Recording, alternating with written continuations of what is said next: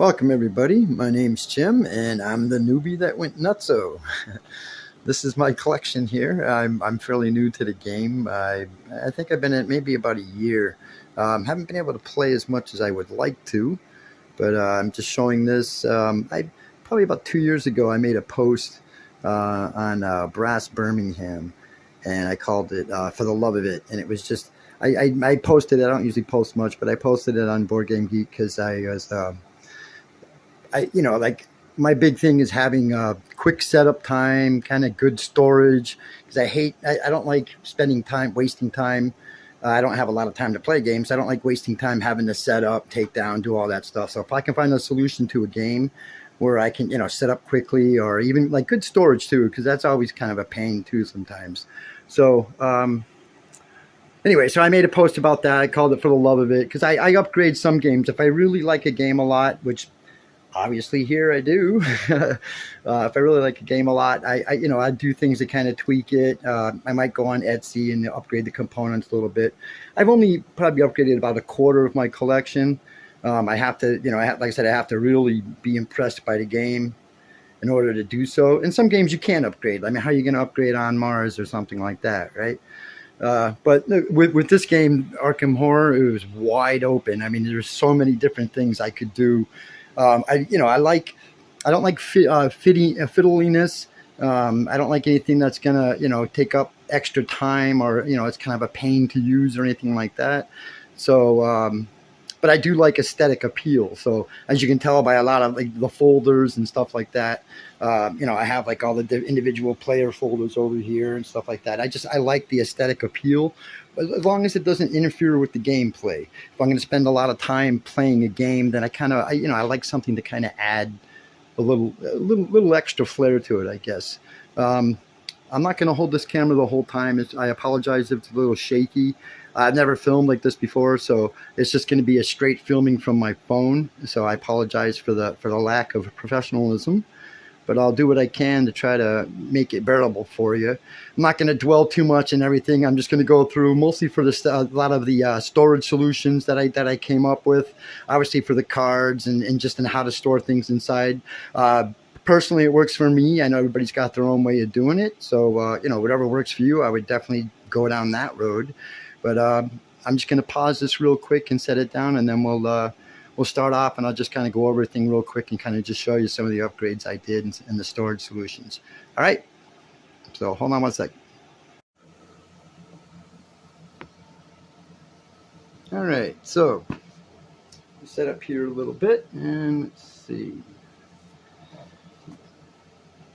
Start off with this right here. These are just, I got these, a lot of these stuff, a lot of the files I got pretty much is able to just get right on Board Game Geek. This is just, I set this up at the end of the table. I'll show you a basic setup at the end, near the end there, of how my table looks when I'm playing normally. But this is just a thing where you can store everything, the act, the agenda, the reference card, your encounter deck and all that. And I keep the top up here for the victory display. And then these are the individual player mats. I just made 4 of them, even though I only played 2-player. But these are really awesome. They have a whole bunch of these different types and, styles, whatever you like personally. But I like this one. You'll see when they're in the setup. It's got, like, these are the action areas. This is for your resources, your threat area. And, of course, this is where all your player cards go and your, investigator deck and all that stuff. But you'll see more of that later when I go into that. Occasionally, like I said, I might just pop over and pause it real quick so I can change the setup a little bit. So, again, I apologize if it's kind of skippy or, something like that. All right, so that's those. And then I have all these folders I made. Like again, like I said, I kind of went overboard a little bit, but I made folders for everything. This is the basic. They have the what do they call it? The rules, errata, and frequently asked questions. I just download the file, put it in a folder like this, and then of course I have plastic sleeves, but you throw in construction paper in between the pages, and it kind of stiffens it up real nice. So it's a little thing. So I just made a little folder out of that, and it comes in handy. I look at it occasionally, and there's a lot of rules and stuff in here. Well, obviously, all these things, and it just but it does. There's a lot of things. I've learned a lot just from this book alone. So that's that. Okay, and then I'm going to go to this right here is just right. It's something I made. It's just a folder I got, and it has the the transparent front. So I just make up this little thing real quick on what was it like Google photo image or something. I'm not very skilled at it, so again, it's not very professional, but it adds a little aesthetic appeal to it. Just the cover, just this is my starter deck list. Again, this is not necessary by any means for anybody. You don't need anything like this, but I just, again, it adds an aesthetic appeal for me, and it's a way to store all my investigator cards. Let's see. I'm going to pick this up real quick. All right, so the folder itself is kind of, it's broken into sections. This is the action. I downloaded all these files, the starter deck files. Not that I would really ever really use any of these starter decks because they're really not that good. But I did, again, this is more of an aesthetic appeal. Somebody new to the game, they can kind of look over. It gives it more of a feel of the character and stuff like that. So I just go through like that, and I have all the investigators in a page like this. I hold them all like that, and then I have every set separated like that. I just go through and I try to put a photo of that relates to the thing, usually the cover of the game or something. And I have all the investigators. I have more investigators than I do campaigns. I've got like 46 investigators or something like that. I got all the pre-made decks and all that too, but the campaigns are just pretty much there. I've got like 5 of those right now, including dark matter. I made up a version of dark matter myself, but again, this is just like visual stimulation. Haven't got these guys yet. I'm waiting to get Circle Undone when they release the new format, and then I'm going to get the investigators for that. Like I said, I have no intention of getting Dream Eaters though at the moment. And of course, they don't have that anymore. Once they started the new format, they didn't have any, of all the characters, all the, these things right here. So with that, it's just go straight to the investigators, and then of course just a couple pictures. And these are the pre-made decks. I just kind of I made a copy of this and kind of just put this stuff in there, and then made a copy of the characters and stuck them on the back. And I have all of those, so I put all of them in here. And at the back page, I just keep copies of all the logs and stuff for all the different campaigns and stuff. So that's that right there. Okay, get that out of the way. And then we go into all the player cards right here. Start off, again, the backgrounds, so there's not too much glare there. The backgrounds I just get off of like Google Image, and then I just copy this stuff and put it on there. But these are all the, I color-coded all the pages. Obviously, you can see from there, I guess. Again, not necessary. It's just visual appeal. Once Arkham Chronicle, yeah, thanks, buddy. He had to show this, right? showed the color pages on one of his videos that I was watching, and then it was like, well, of course, gotta have those, right? So I color coded everything. All my neutral cards, all the neutral investigator cards, I have in like a gray background sleeve. They're all side loaded. They're nice. They're you got to look around for them because different people charge different prices online, and I've seen people charge up to like $15 for like a 10-pack, and I think I got most of mine for like $3 or $4. You just gotta look around because it's it is what it is. But all my like I said, all the neutral cards are in gray, and then of course at the back I've got the weakness cards. And I just numbered those, and I keep them around 20. And then so when you're making a deck, you can just roll a d20 and take your extra weakness card. So that's that folder right there. And then now it gets into the player cards. I just made this up for all the it's even more of a glare, sorry about that. All the multi-class cards, and then these are all the individual folders here. With the multi-class cards, I just made, again, little wood background, kind of put the symbols on there. And these are all just the multi-class cards and stuff in here. Not a lot of them, so there's a lot of empty pages here. Room for expansion there, Fantasy Flight. That's that one. And then these are all the individual folders. I won't go through all of them, but again, I just picked like random backgrounds. Some of them look pretty cool. I like the rogue one because the way the green is with the black fade in there and everything. But they all came out pretty good. I just put the, kind of fancied it up a little bit. And then on the inside, these are all the different investigators that I have, and I just kind of copied them and put them in there so you could see them just before you get into like all the card selection. And then I got all the pages. I said, color coded, so you just kind of flip through them.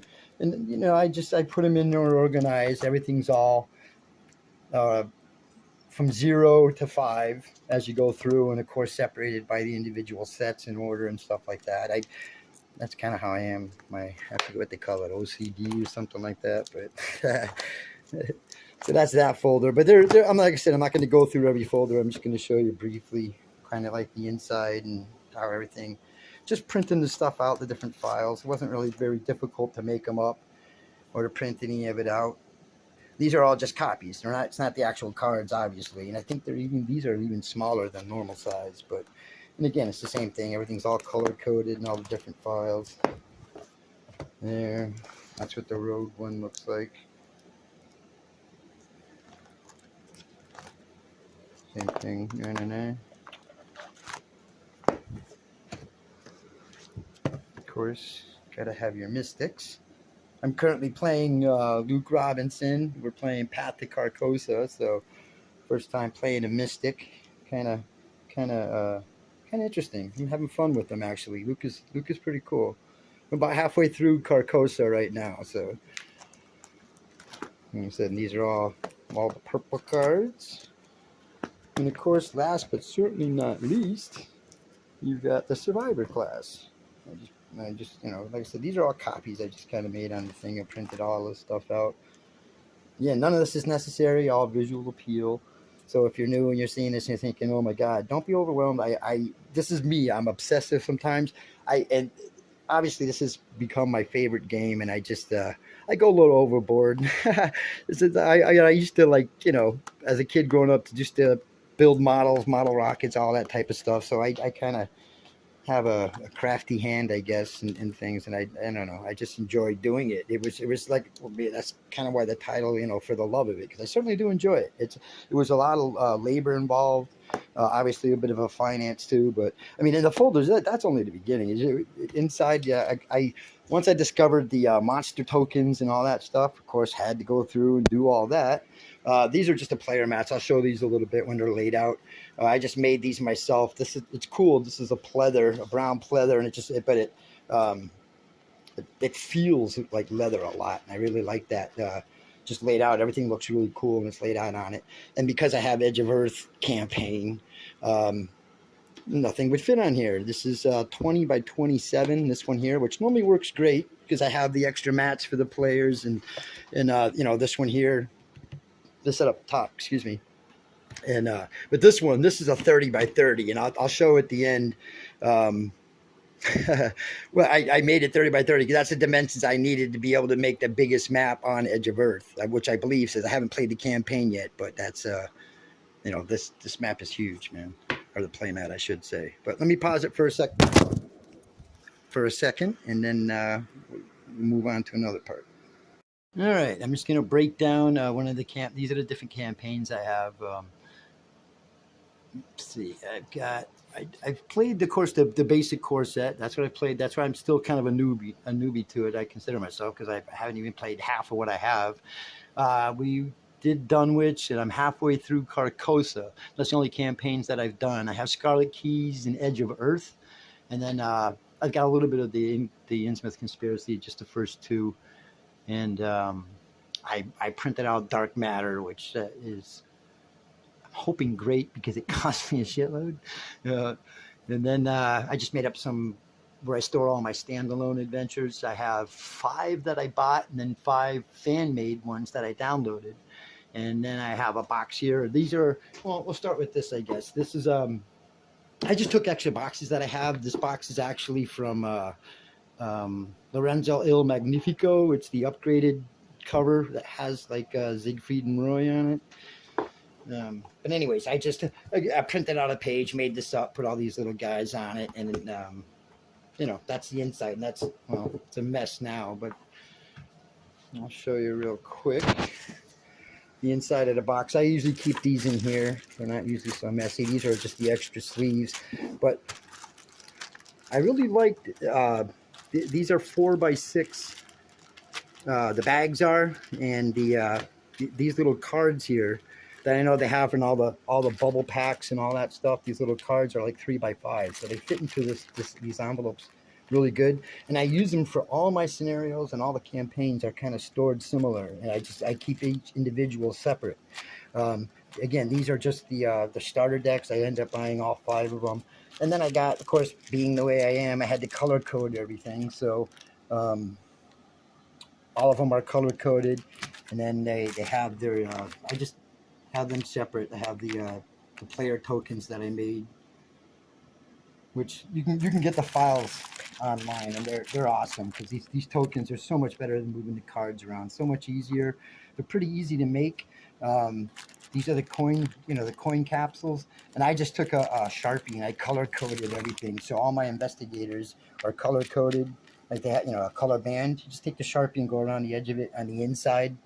Easy to do.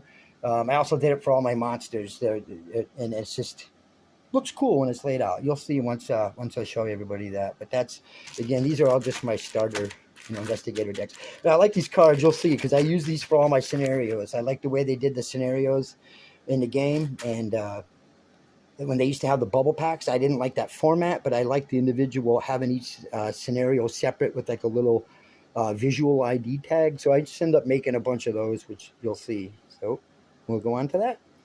Okay, so here I end up getting the 2 double core sets. When I first bought it, I was kind of not really into solo playing, but I figured I'd check this one out. So I figured I might, maybe play with somebody else, but I really wanted to check out the solo version. I was kind of intrigued by it. So I bought just the basic core set, and then make a long story short, I ended up buying another one, and then it went from there. But just to show the inside really here, this is where I store pretty much. I have both of these. I keep all my rules, all the different individual things I keep in here, just for quick reference. And then same thing on the other one. There's some rules over here, but let's see. I guess I have to pick up the phone. Sorry if it's shaky. I hate watching shaky videos, so hopefully I won't be too bad. Let's see.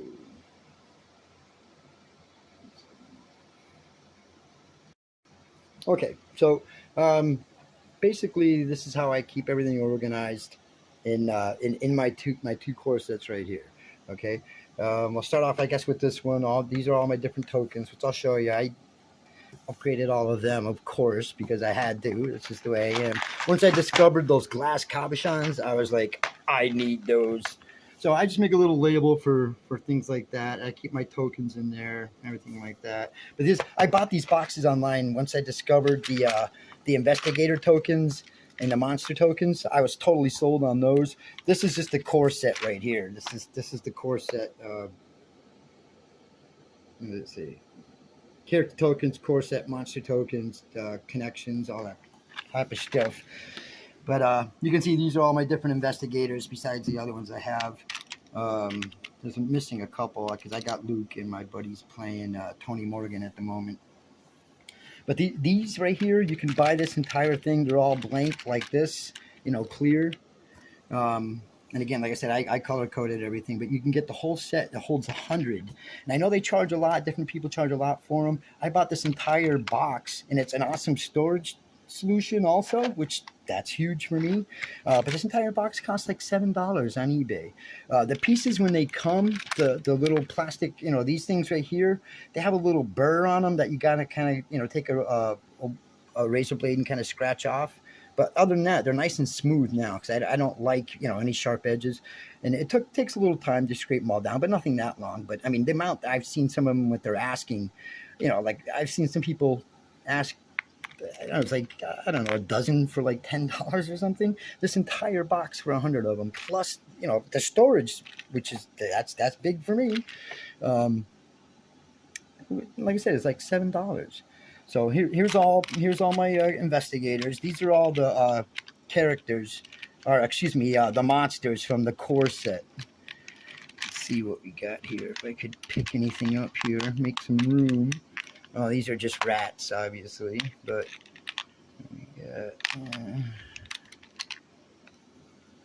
What's that?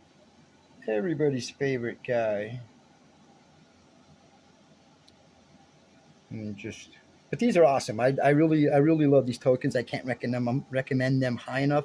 All the files are pretty much on there. And for anything that's not there, I mean, it's easy enough just to copy it and copy the cards, you know, on a copier, and then just clip them out with a 1/8 size hole punch, whatever. I keep my dice in here. Obviously a pencil. These are all homemade connectors. I got a crap load of them here. If I can get into here and show you some of them. All right, made some smaller ones. These are actually, once I got Edge of the Earth and needed more and had to save room, I ended up making even smaller ones. But basically, these I just made. These are just half-size toothpicks. You can buy them at anywhere, craft store, Walmart. I got a bag for a few dollars. It's like 100 bags. It's like a half-size. I'll show you next to a card. You'll see them laid out when I lay everything out, so they're not like too big, you know. And then of course I got the smaller ones too. But I end up just drawing the arrows. Most of them, or I should say, all of them, have your normal, you know, double location back and forth. And then half of them have either X's, meaning that there's no passage, could be a locked door, could be a fire on the other side, whatever. But I put those off, meaning it's connected, but you can't go through it. And then, of course, these are one-way connectors. But they're all, like I said, they're all double-sided. They all have the two directions on one side. And then half of them have the X's and the other half have this. They were simple enough to do. These are kind of, I dug in first with a nail into the wood, and then I put the gold on there. Oh, I stained it first, actually. And these look really cool when they're laid out on the map over there, which, again, you'll see once I get it set up. And so that's basically just this in here. These, I'm going to have to pause this for a second so I can open up the tops here. Okay, so these are the glass cabochons I was talking about. I did pretty much all that. These are clue tokens right here. They came out pretty cool. This is a supply token, obviously. Those are clues.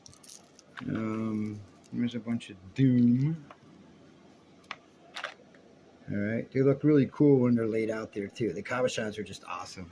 And then I just made up a couple, like the threes on them, you know, for the doom and the clues.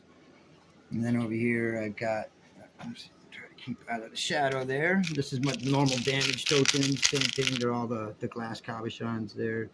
And you can see it's a little heart. I found the image online. It was kind of cool. And then these are the brain ones for the horror. See, it's a little blue brain. Looks pretty cool. And of course I made threes up for those guys also. These I just use as basic supplies for everything. Anything that goes onto a card, whether it's ammo or anything like that, I just use these. Simple enough, easy, quick to set up. These I store, which I'll show. I use these on the player mat that I downloaded, which I'll show you how you track these. And these are just extra things just to have in case for whatever. You can throw these on cards, or sometimes you have multiple creatures of the same type in play, and it's hard to differentiate, like the way I do sometimes, how I set it up, which creature's which. So you can just set the card up over here somewhere, and then the monster token, and put the different colored things on it to identify it. But whatever. Okay, and then moving on to the box. The really only component that I didn't well, or I should say that I really bought money for, didn't use it as for construction, is this bag. I got this bag on eBay. It's double-sided. And man, this bag it's fantastic. It's absolutely fantastic. It sits on the table like that. I have all the glass cabochons. This is one of the upgrades I did, were all these, all the tokens here. And I mean, these things are awesome. You can't beat them. I love the glass. I love the feel of them. They're heavy. You know, the sound they make, clinking around in there. And then, like when and of course the bag just sits like that. See, when I go to draw, I just take it, I spin it around a little bit, and you can reach right in, and yeah, shit, I failed.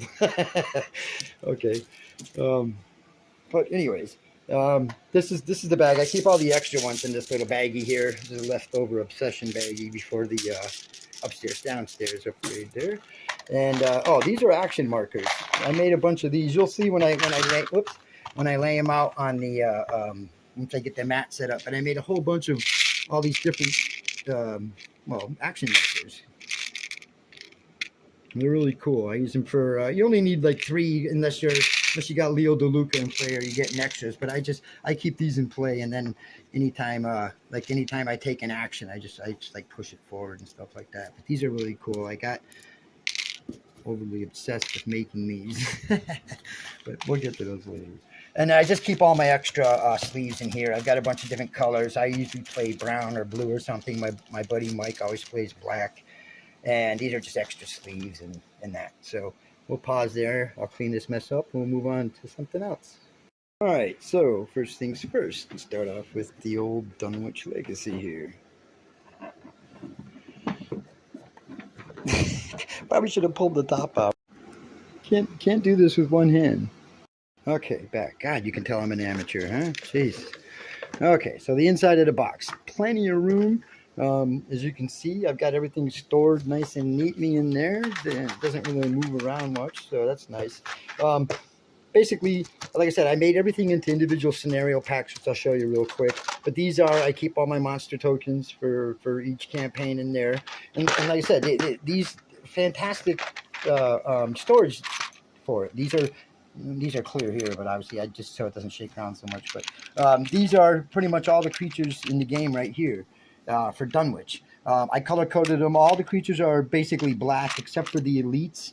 I made gold with a gold Sharpie, just so you can kind of, they stand out. You know, they kind of stand out in the board, and you can kind of see that. You can't really see the image very well, but it doesn't really matter. These are, I mean, these are awesome. Like I said, you can download the files online or you can make them yourself. But again, these are just I can't recommend these enough. Just for storage alone. And I love monster tokens. Using the tokens that way, they're so much easier. But I made individual packs for each individual scenario. It's just a good way to store them all. I mean, you don't need any of the cards that I did, but well, these files I created myself because I didn't have them. But you can go online and download or just basically copy the image is what I did for when they used to sell them by the bubble packs. Like I said, I liked all the individual scenarios labeled like that, and this, you know, they're in a 3x5 card, so everything fits in here great. And instead of course, you can just keep it on the back and see it like that, but I just like the visual appeal, you know, and you can see all the different. Of course, this is just your basic encounter deck I keep in there, but everything else, it just keeps everything nice and in place, and you know, quick setup, tear down, that type of thing. So that was Dunwich. Carcosa, pretty much the same thing. I don't think that's I have much different to show in that one. Of course, this one-handed lid opening just ain't working. Like I said, see, Carcosa. This is the inside of Carcosa. It's messy because I'm in the middle of playing it. I'm playing Luke Robinson. I just keep the character's token in the card there, and then my buddy Mike is playing Tony Morgan, and well, you'll see during the setup a little bit what everything looks like when it's all set up on the board. The little gold, I actually take I keep the characters in a premium clear sleeve, and then whoever's the lead investigator gets what I call the golden sleeve. I just put I put a little gold border on it. It just stands out and just shows you that that's the lead investigator, which he was in the first campaign. So now it's my turn. Got to be fair there, you know. So it is what it is. But I'll show you some of the other ones just to actually have more some stuff that I did real cool. One of them was what's the name of that place? I have to look it up because definitely want to give those guys credit. Travis and all them guys, Justin and all them, Playing Board Games, I think it's called, or something like that. Those guys were a big help, and they gave me some good ideas and explained a lot of the game. So I would recommend anybody who's new to the game to watch those guys' videos, along with Arkham Chronicle. That guy's pretty funny too. So. Okay, Innsmouth Conspiracy. I'm waiting for this to come out in a new format. I got this thing here just because I wanted the investigators, but now I also want the cards to go with it. So yeah, I'll buy the upgraded version most likely when it comes out. But I want the campaign too. I'm interested in it. And since I did all the upgrades for that, like I said, once you get started with those glass cabochons, though, every upgrade that comes out with new chits, yeah, I gotta go down that road. So these are the ones I made. These are what curse and bless tokens. Like I said, and they look really cool. Like once you get these things finished, they're kind of a pain to make, but not too difficult. But you get just commit yourself to it. But they're really cool. They just the feel of them too. But again, I haven't even got it yet. But I've already got all the scenario packs made up. These two I made up because it comes with the first two scenarios. So I just took the images and whatever.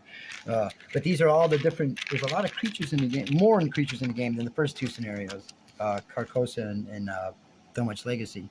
These are all the flood tokens I made. These are a little smaller, these things here, than the normal 25 millimeter.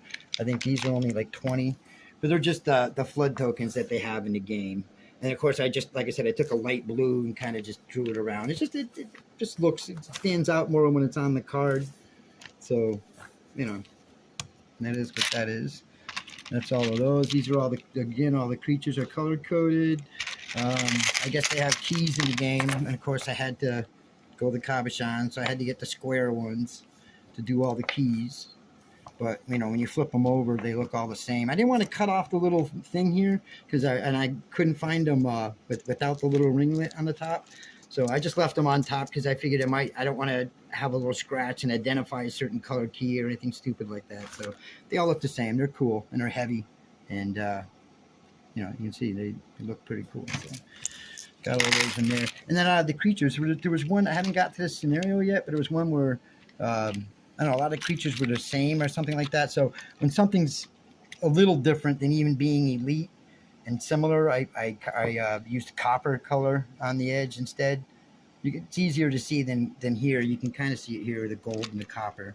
But yeah, I did all these guys in copper because I'm not in certain of the scenarios and the ones I haven't even played this yet. But there was there was a reason why I did it. Just can't remember what it is.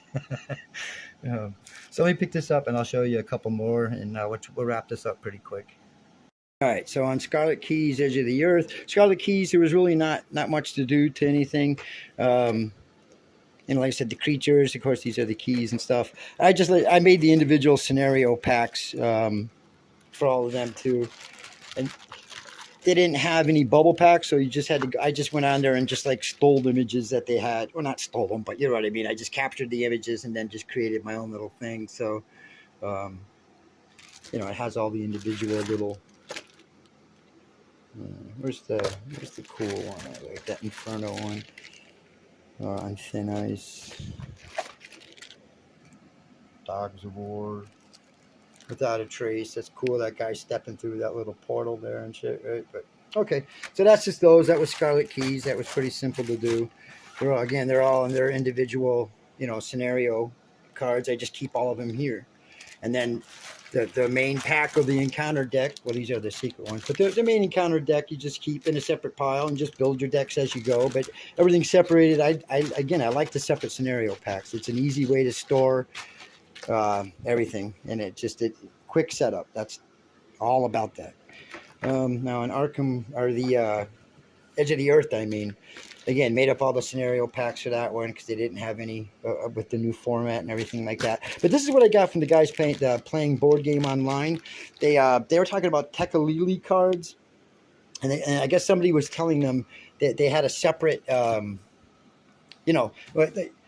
of putting the Tekalili cards in your deck and then sleeving, unsleeving, to have a separate deck of the Tekalili cards, and they just put like a regular player card. They just flipped over so you would see the back of it, like that.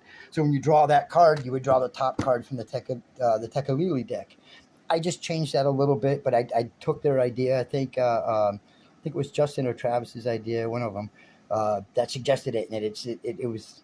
I definitely loved it. So, and these are just cards I made up. I'll show you. I'm going to pause this real quick so I can open up the plastic on that. All right, so this is the basic Tekalili deck. I put them all in red sleeves, and this is that you just shuffle them up and you put these aside. Okay, and then I just made up some pre-cards of this type here. Instead of just having like the normal back in there, I made these these little things up real quick. I just saw the image and I was like, oh yeah, that's cool, man. Definitely got to go with that. Let's see if you can get a good look at it. But so anyways, yeah, I just have a bunch pre-made. I'm not sure what color. I'm gonna play white when we play this campaign. I haven't played it yet. So basically, when you get a Tekalili card, instead of adding one of these cards into your deck, you just take this and slip this into your deck. So then when you draw it, you just draw the top card here.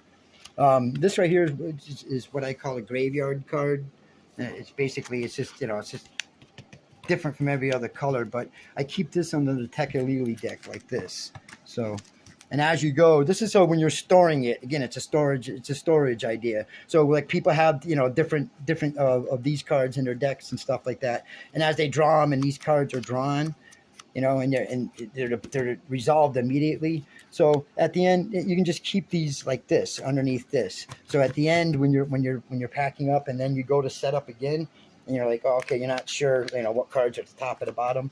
You just look like this, and you look and you find the graveyard card, and all cards underneath it are in the discard pile. So whether you store it and it gets turned this way or that way, when you set it up, you just look right away and say, okay, well, there's the graveyard card, so that's my discard pile. So you just keep it like that, and then just set up and keep going. But again, I want to give credit to those guys because these look cool, so that's kind of I wanted to add it into the deck. But I like the idea of having a separate deck, and I've used it for like in Dark Matter. I kind of did the same thing where I had separate decks, especially in the red because it stands out a lot. But you'll see that. I'll get to that real quick. Again, on the inside of this, I just got some extra sleeves in here. Oh yeah, and then the features are the storage box in here. I have a whole bunch of extra tokens because you kind of need it in this one with the size of the maps they have. And there's one scenario, these are all copper because it's got a whole bunch of all the same things and they're all these little like tentacles or something like that. So I don't know, I just made them copper because so they stand out on the board there. And then these are, I saw these online and of course I just captured them and made them into these the cabochon things here, but these are the snowflake tokens. These look so much cooler than the ones that they had. And then I'm not sure, I might go with the original, what do they call it, the artifacts there. I think I might do something in wood or something like that. But in the meantime, I just had these.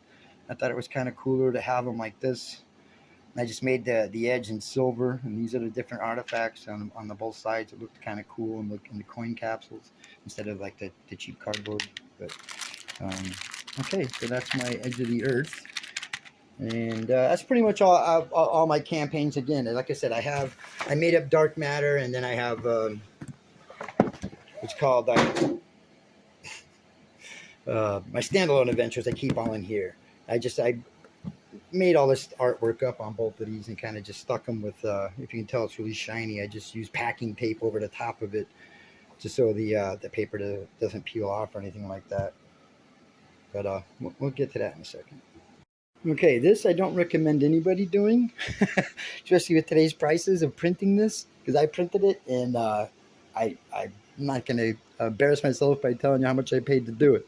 But I use this box here. This is an old Concordia box, the original one. Once I bought Salsa, I switched everything into there because everything fit. And I just Sharpied the hell out of this where it was exposed to get it nice and black. And I just made some names on paper and stuff, and like that, and just stuck it on there to kind of dress up the box a little bit, just because I don't know, I like doing things like that. This campaign guide, my God, just printing this alone was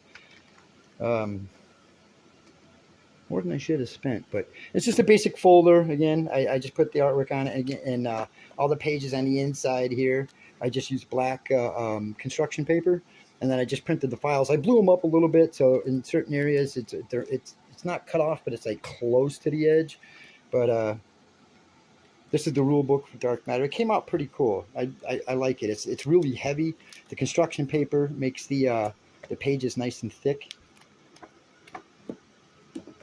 And you know, it's cool. It's got it really illustrated really well. And I just took all the images from here to make all the scenario packs. You know, they don't have that format again, so. And then I keep copies of the logbook in the back there. But and then there's oh, this is the little that they had like a 3-page fact or something like that that I included in there in the back for the Dark Matter campaign.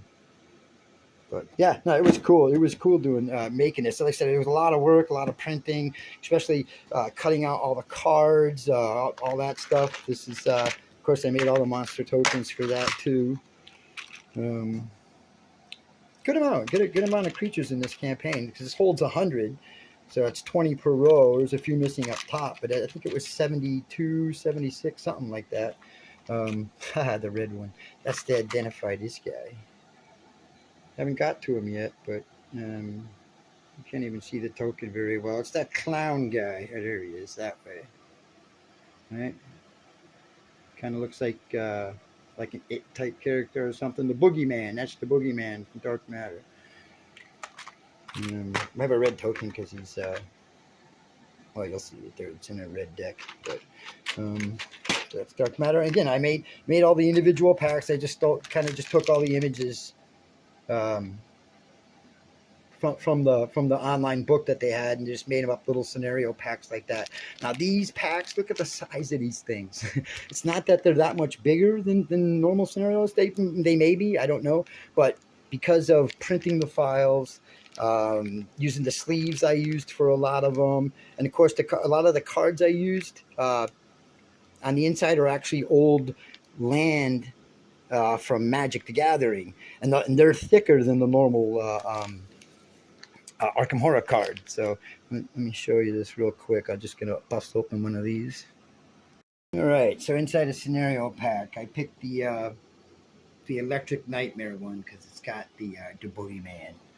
But these are like I just, you know, like I said, these are all the double-sided, all the location cards and stuff like that. But these are thick because these are only penny sleeves on them.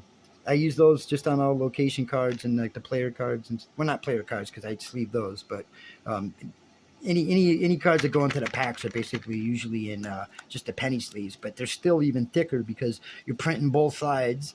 And then I said, you know, it's a magic card in between, and that's even thicker. So these things are super thick. But that's all the different ones. And the one thing I will say about Dark Matter, the artwork on it is really awesome. It really is.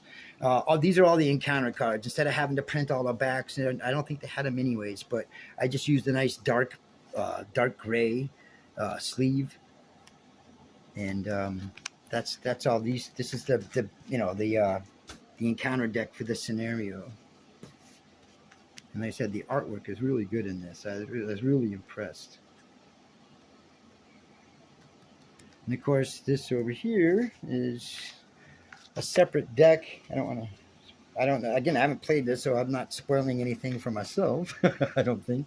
But I know that's the Boogeyman. See, that's why I have them in red. These are separate cards, and I think they're all attached to the Boogeyman. They got, you know, different things. They do different things and call this guy out. And that's this guy. He's like Mr. Nasty. All he does is horror, so I don't think he's all that tough, but I don't know. We'll see. But this is, again, that's Dark Matter. It took a lot of time, effort to do it. So again, I don't recommend anybody doing it unless you really, like, for me, the idea of Arkham Horror in space was just, I couldn't pass it up. And even though it was a lot to print it, you probably found better off finding a printer. I just went to Staples, and like I said, that's why it probably cost a fortune. But all the individual packs and everything like that, you know, they're it's quick, easy set up, tear down. I just like storing things that way. It just seems to me like the most logical solution. Almost done here, guys, so hold on. Okay, and this is a box. I think this might have been Gizmos at one point. Yeah, it was actually. I actually spray painted this box blue, and then just I made this. I took this picture, which I thought was really cool as far as like Arkham Horror pictures are, and I made up this page and stuck it on there. I really like it. But these are all my individual scenarios. Like I said, I have five that I bought. 5 of theirs. I've got Guardians of the Abyss, Murder at Excelsior Hotel, Haven't played this one yet, the Machinations in Time, which I heard is like almost impossible to do. And then the two other that I bought were Curse of the Rougarou, whatever, and then Carnival of Horrors, which I want to try again. We got defeated on this one, but I enjoyed it. I'm anxious to kind of try this one again. And then these are the ones that I kind of downloaded, the fan-made ones. And I made the cards for it. I think this one, the Blood Spilled in Salem, was like the first one I did. And of course, I made up all the monster tokens for everything too, and I just keep those in here. So whenever you want to play this scenario, you just pull out the pack. You got all the monster tokens, the counter, everything like that.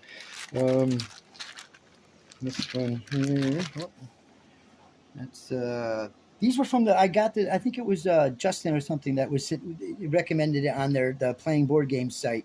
They had a link to this one, the Consternation on the Constellation. It seemed like a cool idea. The label thing, I just made it myself. But again, it's got all the monster tokens and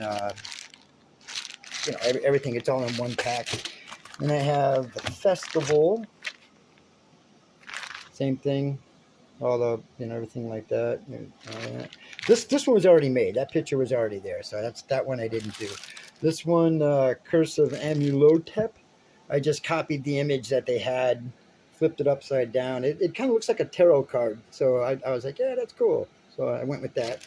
And then the Collector, I just, there was an image on one of their cards I just kind of cropped and messed with and just made the thing like that. But this is like the smallest one that I've seen. It's really using all the basic creatures and stuff, and probably most of the core set, encounter cards. But this one was pretty quick. But I remember this is one of like the first scenario I played, maybe first or second scenario after the core one that I played solo. And I played this one person solo and got my butt kicked. That's all I know. So again, this is all my standalone. I keep all them in here. So anytime I want to, whether throw it in the campaign or just play one on the side, I just, got it. Everything stored there. Let me just show you my player mats, a quick setup, and then we're done. Okay, so this is what kind of a basic setup looks like for me when I'm playing. Just like two-player. It's a two-player setup. I just keep all my monster tokens and all that stuff there. And this is all the horror and damage supply. I mean, this is for like any card that gets like anything on it, like shriveling or something like that. I just that's what I use for them. Again, this is, like I said, I got this image. You can download that file for this thing and just print it. And all the player mats and this, I just had it laminated, so it just helps protect it. And then this is my victory display up here. I just keep the bag over there. Of course, that's all the Doom and clues over there. And like I said, whenever you reach the bag, you just reach in here and grab yourself a token. But again, this mat was really cool. It's pleather. You can buy this at Walmart or even order it or something like that. It's not very. It's pretty cheap. It was like $12 for like a yard of it, and then this is just like some rubber shelving stuff. And I used like a rubber cement and glued it to the back of it, and then just glued this over here to make the mat. And it's got a really nice like leathery feel and look to it. And again, these little location markers, they stand out very well against it. This is just the basic setup in the beginning. I'm playing Luke right now, so I just threw him out there. And of course, that's this guy. I can't even think what he is, the ghoul or something like that. This is just the first scenario. I just set it up real quick. Room's on fire, so you can't go in there right now. But yeah, and then like I said, I really like this mat and how it organizes everything for you. You can put like your damage here. Your horror goes there. Any clues you have can go here. Right? So it kind of looks really cool, especially the glass cabochons. They really stand out. And like I said, for me, the actions, when I'm taking actions, I like using these action markers. You could take one and just slide it 1, 2, 3, but instead of bumping it and using it like that, I like just to keep three. I keep a spare one over there or a couple in case I get if I'm playing a character or an action, so I get a fourth action. But you basically just take an action, slide it up, take an action, slide it up, take an action, slide it up, and then when you reset at the end, you just push them all back down onto the board again. I keep any permanent effects up here. That's Luke's the box there.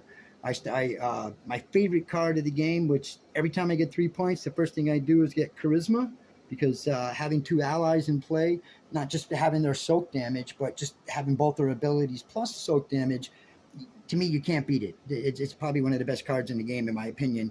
But again, I'm a newbie, but it's just from what I played, I can't see charisma not being a necessary staple in every game that I play.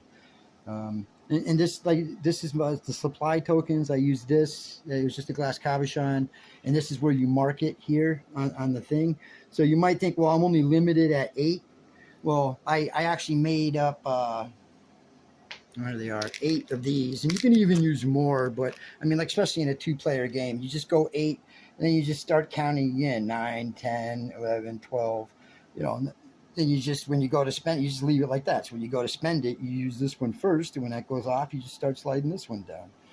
So it's not really much of a limit, you know. Some people might, when I first saw that, I was like, that kind of sucks. But then it was like, well, okay, well, that's a simple enough solution. Instead of having I didn't want to make up a ton of these. This is after I made a bunch of these cabochons to begin with. But I just like the idea of tracking it like this instead of having a ton of these everywhere. It just seems a little easier to do. But so that's pretty much it. I think I'm just going to wrap this up. I was going to set up Edge of the Earth, but I actually got somewhere I got to go. But again, like I said, that mat's huge. This is 20 by 27, and that the Edge of the Earth is 30 by 30. We usually play set up this way, but when I set that mat up, we're going to have to switch and sit at this end and that end, and then. This part here, this display, is enough room to hold the map, and then just this display up top on my table. It takes up that much room. The thing is, the map's huge, but it's just, again, it's so cool. It's just the feel of it. It feels like it has that nice leathery feel to it, nice leather quality. That's what it feels like, and it's really pliable. I can't wait to play Edge of the Earth with all the Tekaluli cards. Not that I want to draw them, but just the upgrade on them looks cool, so kind of want to suffer a little bit. But this is the end. This is where I'm going to leave it. So I hope you guys enjoyed some of the upgrades that I did. Again, it's a lot of work. I do, it's not for everybody. Not everybody's going to want to put in the time and effort. But if you're if you're me, I'm a hobbyist. I enjoyed doing this. It was a lot of work. Again, it was a lot of money. None of this is necessary, but if you like visually upgrades, maybe I gave you a couple ideas, and yeah, well, that's it. I hope you enjoyed it. Have a good day, guys. Thanks. Bye.